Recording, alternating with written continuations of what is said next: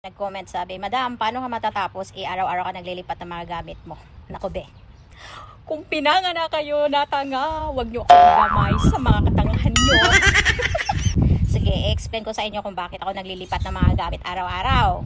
Tingnan nyo mabuti para hindi kayo malito at para maintindihan nyo na bakit ako araw-araw naglilipat ng gamit. Tara, let's go. O, ayan, nakita nyo yan. Maraming mga gamit dyan, mga boxes pa yan. O, nakabox pa yan. Yan, nakita nyo yan? Nakabox pa yan, ha? So, bakit ako naglilipat araw-araw? Bakit nga ba ako naglilipat? I-explain ko sa inyo para maintindihan nyo ka. Ang tanga-tanga nyo kasi. O, ayan ha. Itong mga gamit na to, ito nandito to sa garage. Ayan. So, iniisa-isa kong nilipat. Ang mga to, lalo na mga damit namin, inuna ko yung mga damit namin kasi importante, damit namin may suot kami. Nilipat ko pa isa-isa yung mga damit namin from the garage hanggang second floor. Dinala ko yung gamit namin. Nilipat ko from the garage hanggang second floor sa bedroom namin.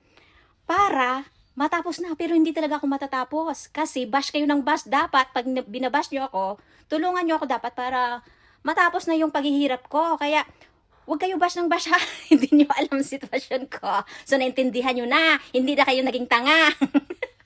Araw-araw ako naglilipat ng mga gamit namin. Iniisa-isa ko. Dinala ko sa second floor. At dinala ko rin sa basement. Kasi yung kwarto namin dito is 4 lang na bedroom.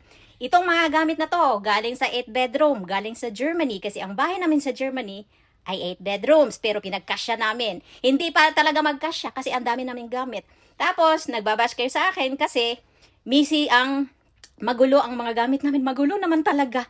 Kasi hindi nyo naintindihan. Hindi kasi kayo naglilipat ng ibang country. So, yung mga gamit namin dito sa background ko, galing Germany pa yan. Umabot dito sa Amerika. Kaya kung wala kayong magandang sasabihin, shut your mouth.